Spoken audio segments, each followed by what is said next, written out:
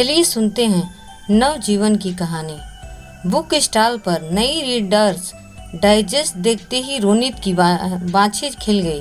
पन्ने उलटते हुए वह कब उसके एक लेख में खो गया। उसे ध्यान ही ना रहा। पूजा की ऊंची पुकार से उसका ध्यान भंग हुआ।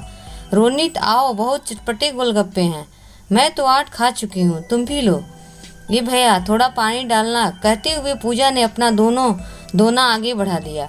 रोनित मानो नींद से जागा। उसे तो ख्याल ही नहीं रहा कि उसकी नई नवेली ब्याहता कब कार से उतरकर खोमचे वाले की ओर बढ़ गई थी। पूजा को चटकारे ले लेकर गोलगप्पे का पानी सुड़कते देख रोनित का सिर भन्ना गया। यह उसकी अभिजात्य जीवन शैली पर करारा तमाचा था। पूजा घर चलो ना, चाहते हुए भी रोनित की आवाज में तलख्खी उभर आई थी। आसपास खड़े लोग घूर कर देखने लगे तो पूजा फटाफट दोना फेंक कर साड़ी संभाली जाकर कार में बैठ गई। रोनित ने खोमचे वाले को 50 का नोट पकड़ाया और कार में बैठ गया। वह बेचारा लौटाने के लिए खुले पैसे गिनता ही रह गया। उससे वापस पैसे क्यों नहीं लिए? पूजा ने भोलेपन से पूछा। जवाब में रोनित गंभीर हो गया। पूजा, तुम अब शहर के एक प्रतिष्ठित खानदान की बहू बन चुकी हो। जाने माने डॉक्टर रोनित राजदान की पत्नी।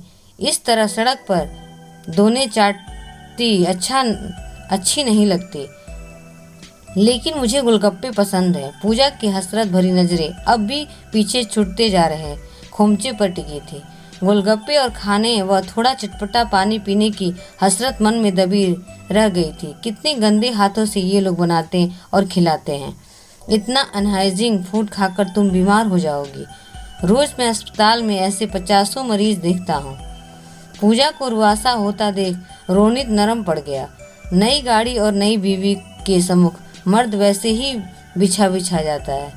तुम्हारा जब मन करे नौकर से घर पर ही मंगवा लिया करो।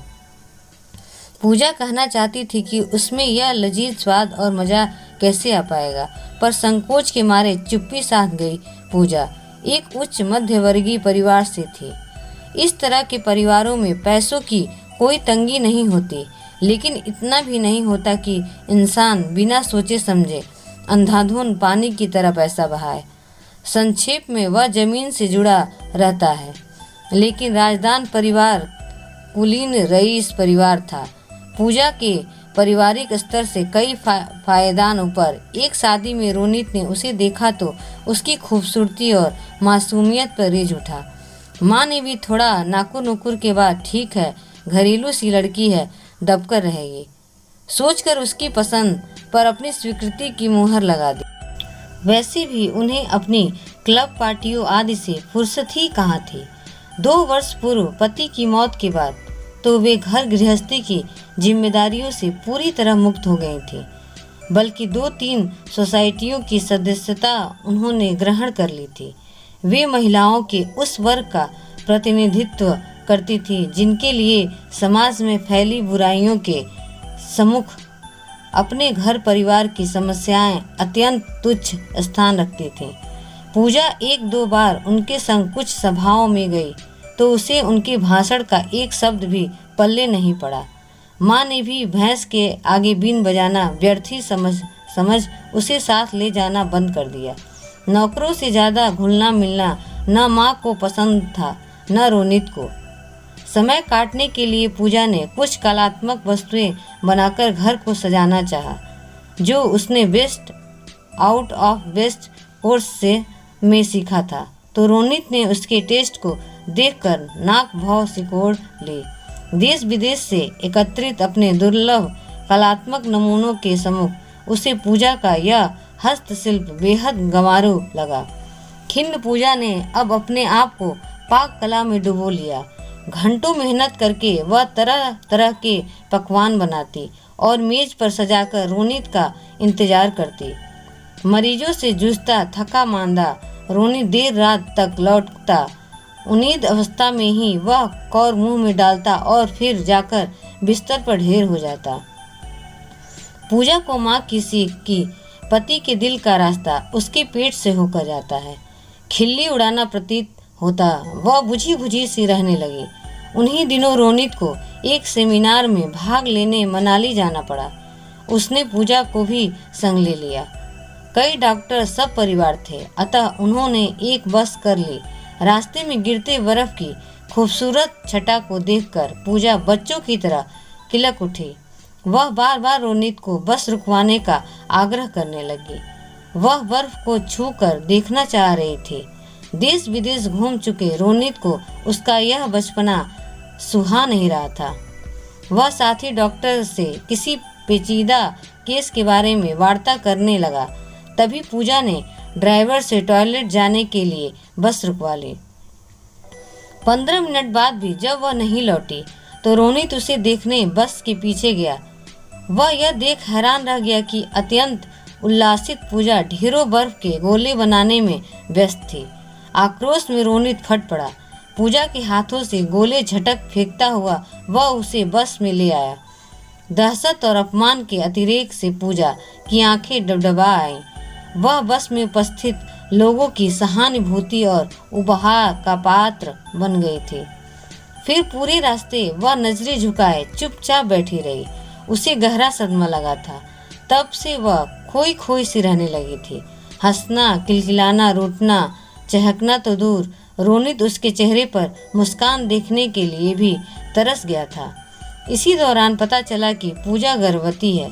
रोनित ने पूजा के व्यवहार को मातृत्व की ओर अग्रसर, परिपक्व और गरिमामयी रूप मानकर संतोष कर लिया। लेकिन प्रारब्ध ने तो कुछ और ही ठान रखी थी। पता चला गर्भ में पल रहे भ्रूण का विकास रुक गया है। ऐसे अल्प विकसित बच्चे को जन्म देना जिंदगी भर का दुख मोल लेना था। रोनित ने पूजा को सब कुछ बताकर उसे ऑपरेशन के लिए तैयार किया। वैसे भी पूजा के लिए यह सूचना पात्र थी। उसकी सहमति असहमति कोई मायने नहीं रखती थी। बच्चे को खोने के बाद तो पूजा जिंदा लाश मात्र रह गई थी। रोनित अब उसे लेकर चिंतित रहने लगा था। उस दिन भी वह अस्पताल के अपने कमरे में अपने अभिन्न साथी डॉक्टर हितेश से इसी बारे में विचार विमर्श कर रहा था। रोनित को अपने किए पर पश्चाताप हो रहा था। उसे आश्चर्य हुआ कि वह इतना क्रूर कैसे हो गया। हम ज़्यादा पढ़े लिखे तथाकथित अभिजात्य वर्ग के लोग दिल से महसूस की जाने वाली बातों में दिमाग लगाने का प्रयास क्यों करते हैं? क्यों नहीं समझ पाते कि भावनाओं का सैलाब दिमाग के ऊपर से बेपरवाह गुजर जाता है। केवल प्यार भरा दिल ही उस सैलाब को थाम सकता है। अल्हड़ उमंगों और केवल भावनाओं के ज्वार से आलोड़ित पूजा संयमित होने के लिए मुझ में एक प्यार भरा दिल तलाशती रही और मैंने मर्यादाओं की दीवार खड़ी कर उन लहरों को पीछे धकेलना चाहा। एक उमड़ी किलोल करती अपने स्वाभाविक सौंदर्य से सबको मंत्रमुग्ध करती नदी आज एक ठहरे हुए पानी का कुंड मात्र बनकर रह गई है। मैं उसमें नवजीवन प्रवाहित करना चाहता हूँ। भाभी को अवसाद से उबारने का एक ही रास्ता है कि वे माँ बन जाए। बच्चे के संग बच्चा बनकर उनकी खिलखिलाहट और मासूमियत लौट आएगी। लेकिन अब यह कैसे होगा? रोनित के माथे पर चिंता की लकीरें उभर आईं। पूजा मुझ में दूर दूर रहने लगी है। पूजा मुझसे दूर दूर रहने लगी है। मेरे छूने से वह सिहर उठती है। हिरनी जैसी भयभीत नजरों से मुझे देखने लगती है, मानो मैं उसका शिकार करने वाला हूँ। उसके दिल को छुए बगैर मैं उसके शरीर को कैसे छू सकता हूँ?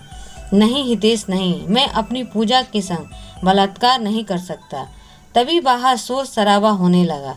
पता चला किसी मंत्री जी की अवसादग्रस्त पुत्रवधू ने आवेश में आकर अपने हाथ की नस काट ली थी। खून निरंतर बहे जा रहा था। सारे डॉक्टर उसे संभालने में जुट गए, लेकिन उसने दम तोड़ दिया। लड़की की माँ रो रो कर एक ही बात दोहराई जा रही थी, मेरी फूल सी बच्ची को इन बड़े लोगों ने रौंद डाला। रोनित को बार बार सामने पड़ी लाश में पूजा की शक्ल नजर आ रही थी। वह पसीने से तरबदर हो गया।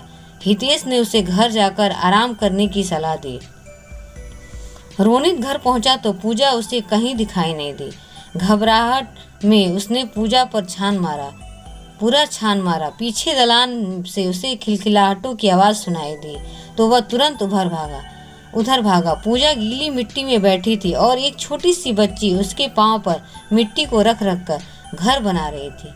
रोनित को सामने पाकर पूजा सकपका गई और हड़बड़ाहट कर उठ खड़ी हुई। उसके साथ ही वह घर टूट गया।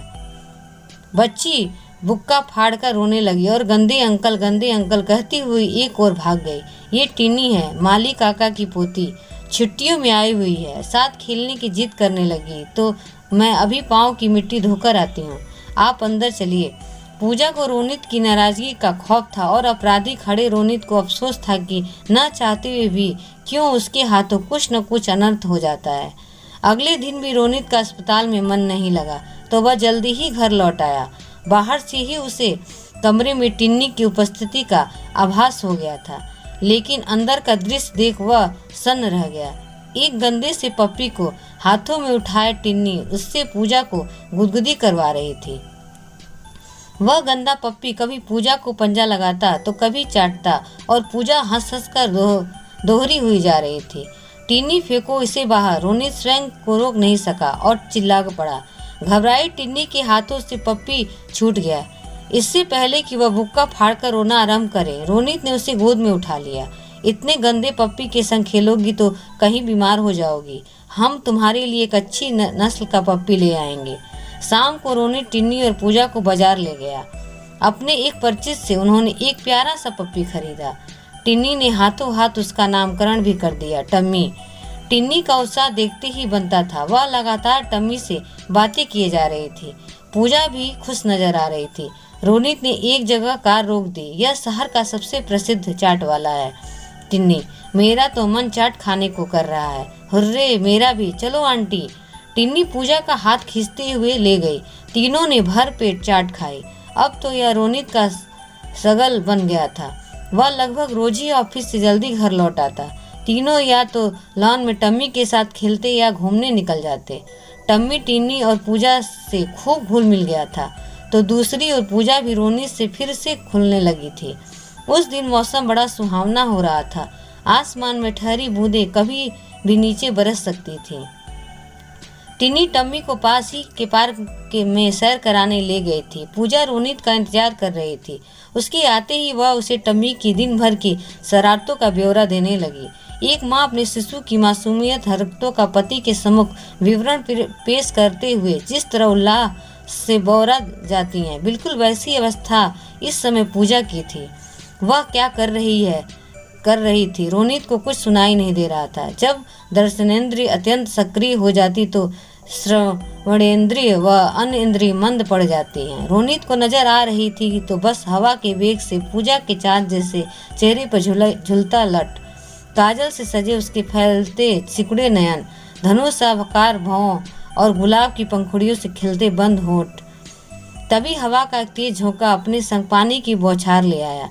पूजा चौंक कर संभलने इससे पहले रोनित उसे गोद में उठाकर अंदर ले आया। बेड पर पूजा को लिटाकर वह उसके ऊपर झुक गया। हौले से उसने पूजा की आंखों पर आई लट को पीछे किया तो पूजा को उसकी आंखों में प्यार का अथाह सागर उमड़ा हुआ नजर आया। शर्माकर उसने नजरें झुका ली। बारिश के थमते वेग के साथ जवां दिलों में उफनता प्यार का तूफान भी थम गया। दोनों तृप्त एक दूसरे को निहार रहे थे। नवजीवन के अंकुरण की उम्मीद ने दोनों में नवजीवन का संचार कर दिया था। अगर कहानी पसंद आई हो तो प्लीज़ लाइक एंड सब्सक्राइब जरूर करें। धन्यवाद।